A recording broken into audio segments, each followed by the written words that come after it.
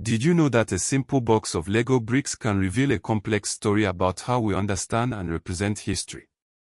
Today, we're diving into the fascinating world of rare and discontinued Lego sets, specifically looking at how they intersect with African history.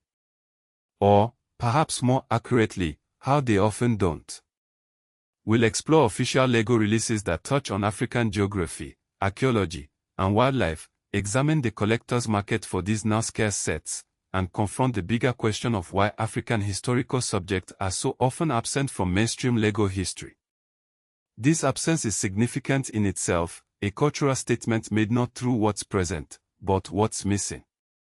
Lego's adventurous team, particularly the Orient Expedition sub-team from the late 90s and early 2000s, offers an interesting starting point. While sets like Mates of the Kingdom of the Crystal Skull focused on other regions, this wave of sets included some that touched upon adventure tropes in Africa-like settings. Now, it's important to note a factual caution here. Lego's early adventure line referenced ancient ruins and exploration more than specific African kingdoms. The sets drew on non-European locales, but most avoided direct naming of African states or historical polities. The sets favored a generic sense of adventure over pinpointing exact cultural connections. Then we have Lego's wildlife and safari-related sets. These sets, largely from the late 1980s and early 1990s under the Lego Town banner, are among the clearest African reference sets Lego has ever made. Lego produced multiple safari and animal sets featuring iconic African wildlife, elephants, lions, giraffes, zebras, all complete with jeeps and rangers. Sets like the African Safari set are relatively straightforward. Various animal parks and zoo-related sets appeared over the years, many now retired. These sets are considered rare on the secondary market because animals were only produced in limited colorways or sets. It's important to recognize that Africa was often represented through wildlife imagery, not through people, states, technology, or historical achievements. What about Egypt? Lego's Pharaoh's Quest team, released in 2011, offers some of the most visually African location-based Lego sets ever made. Sets like Cursed Cobra Statue, Rise of the Sphinx, Golden Staff Guardians, and Flying Mummy Attack are visually evocative of ancient Egypt. However, these sets depict mythicized ancient Egypt, steeped in fantasy and adventure, rather than the broader sweep of African history. They focus on archaeology and fantasy action, not necessarily the nuances of ancient Egyptian society or its connection to the rest of the continent. Lego has occasionally released sets connected to heritage, travel, and world architecture. The Lego Architecture series featured the Great Pyramid of Giza. While the Taj Mahal isn't African, it often appears in World Heritage searches and is part of the broader pattern of civilizational monuments being turned into display models. When Africa appears in Lego's adult line heritage products, it is usually through one monument at a time, especially Egypt. So, what happens when official Lego sets fall short? This is where the world of custom creations, known as MOCs, or my own creations, comes in. Artists and collectors are increasingly using Lego to depict aspects of African history rarely seen in official sets. These include recreations of the ancient Ghana Empire, the Mali Empire, Great Zimbabwe, Ethiopian Christian architecture, colonial era resistance movements, and even Afrofuturist reconstructions of lost cities. Ika Nimoko, a Ghanaian Canadian artist, is a prime example.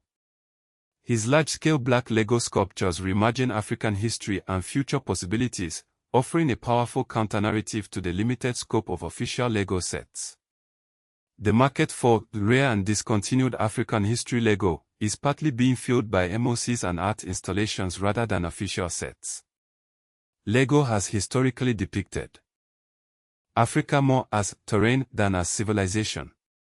In many older sets, Africa appears as a safari landscape, desert ruins, pyramids, wildlife reserve, or expedition backdrop. The continent is visually present, but African societies are usually not centered. The people, cultures, and achievements of African civilizations are often relegated to the background, if they appear at all. The biggest Africa-related LEGO blind spot isn't Egypt, it's sub-Saharan history. While ancient Egypt gets some representation, the larger omission is the lack of sets depicting the Ghana Empire, the Mali Empire, the Songhai Empire, Great Zimbabwe, the Benin Kingdom, the Congo Kingdom, Aksum and Ethiopia, the Swahili city-states, Zulu and other southern African states, and anti-colonial liberation struggles. These are either absent or extremely underrepresented in official LEGO sets. Ironically, rare LEGO animals are often more African than rare LEGO history sets. Collectors often search for retired elephant molds, giraffe figures, zebra prints, lion variants, and crocodile pieces. These parts can become valuable because they were used in relatively few sets. But it's important to remember that the rarity is often in the animal mold or printed element, not in a set explicitly about African history. When we talk about rare and discontinued, it can mean two different things in the LEGO collecting world. Rarity may refer to a set with a small production run or short shelf life. It could also refer to part rarity, meaning a specific molded element, printed tile, or minifigure is hard to find. Regional rarity refers to a set sold only in certain countries. And, of course, condition rarity refers to a sealed box, complete instructions, or mint figures.